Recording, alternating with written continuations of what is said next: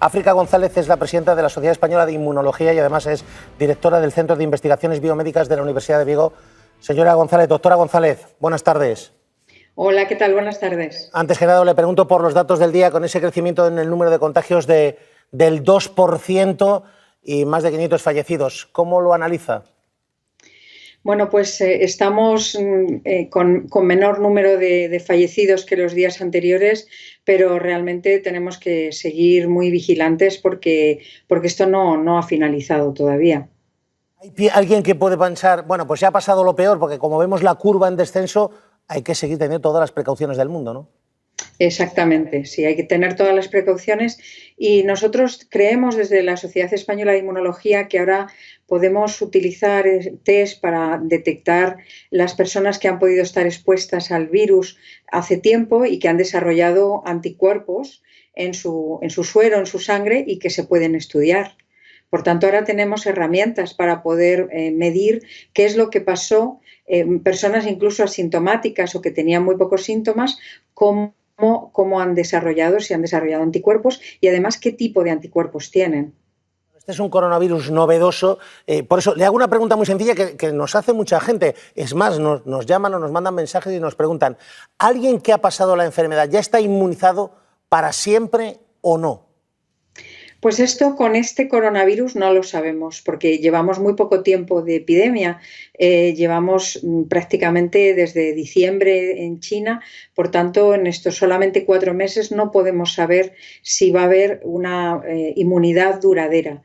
Lo que hemos visto con otros coronavirus, tanto con el SARS como el MERS, es que la inmunidad no dura mucho tiempo, dura durante unos meses.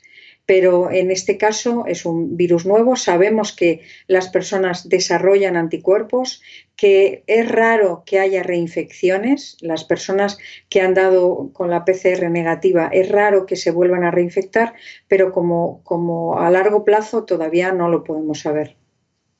La importancia, ¿qué importancia? Y se lo pregunto, claro, que usted que es presidenta de la Sociedad Española de Inmunología, la importancia de los test, ¿a cuánta gente habría que hacérselos? ¿A todos?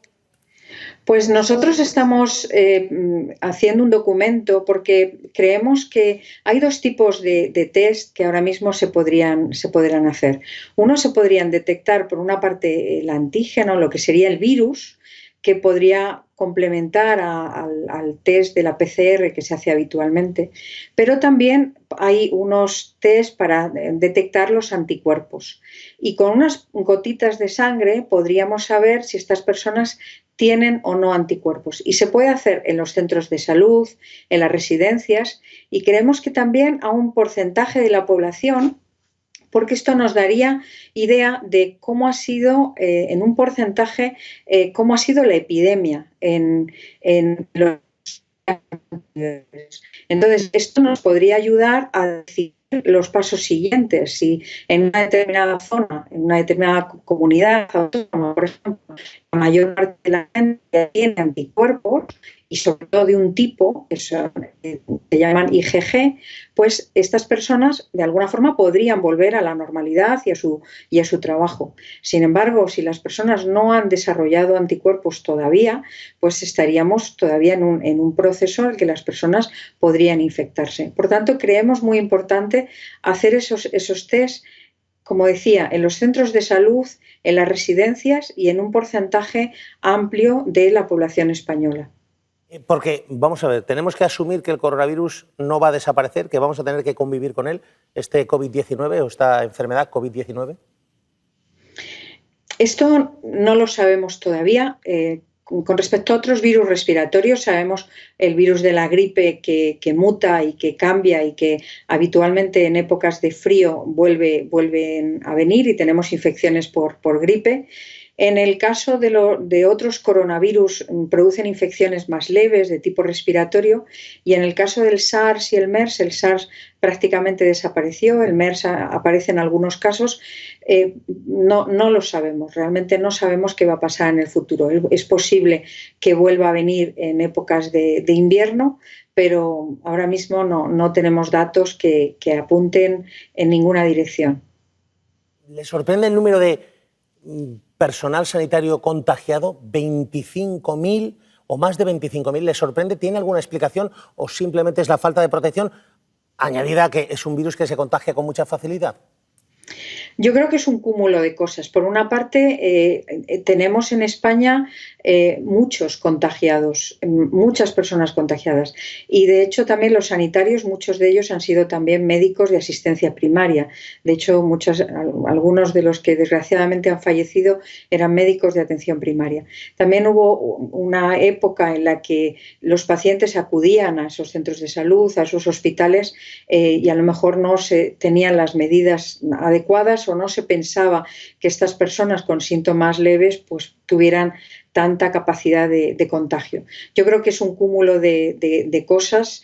Por una parte, son la alta incidencia y seguramente ayer comentaban de que a lo mejor en asistencia primaria se habían atendido a 900.000 personas que podían tener sintomatología y lo hacían en las primeras etapas seguramente sin la protección adecuada para la alta contagiosidad del virus.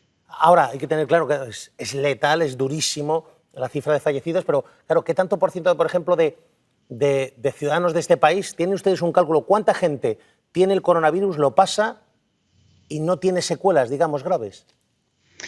Bueno, todavía esos datos no los tenemos. Lo que se está viendo es que aproximadamente un 80% de la población tiene una enfermedad bastante leve y en algunos casos asintomáticos. Luego hay otro porcentaje que tendrían una enfermedad de tipo moderado, que se pueden hospitalizar y a lo mejor están en las habitaciones, y un pequeño porcentaje son los que realmente están muy graves. Nosotros hemos hecho un estudio de la Sociedad Española de Inmunología de distintos hospitales en España. Hemos reclutado más de 600 muestras para analizar cómo está el sistema inmunitario de estos pacientes.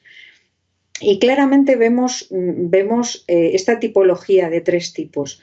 Las personas leves intentan con su sistema inmunitario eliminar la infección. Después hay personas que ya empiezan a estar en el estadio moderado, donde podemos encontrar marcadores en el que empieza a haber una respuesta inflamatoria muy importante, y los pacientes graves, que esa respuesta inflamatoria es enormemente grande y podemos medirlo. Y tenemos fármacos que podemos bloquear esa respuesta inflamatoria.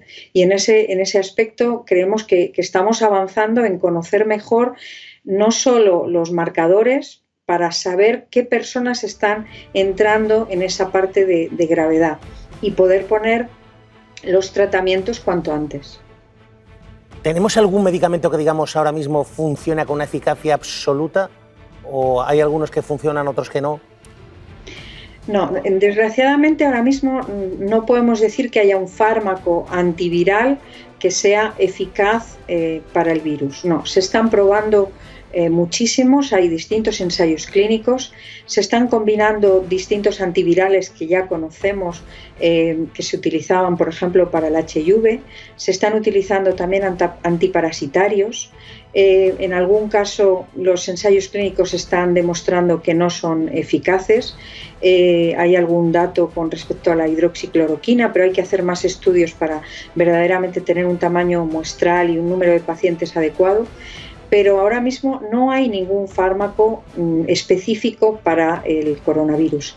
Lo que sí que hay son tratamientos que pueden disminuir ese proceso inflamatorio, de forma que en los pacientes que avanzan a ese estado de gravedad sí que podemos, ahora mismo se están también en ensayos clínicos utilizando, se conocen como anticuerpos monoclonales que bloquean esas sustancias inflamatorias, como puede ser la interleuquina 6 o la interleuquina 1. África González, presidenta de la Sociedad Española de Inmunología y además es directora del Centro de Investigaciones Biomédicas de la Universidad de Vigo. Doctora González, gracias y suerte con las investigaciones.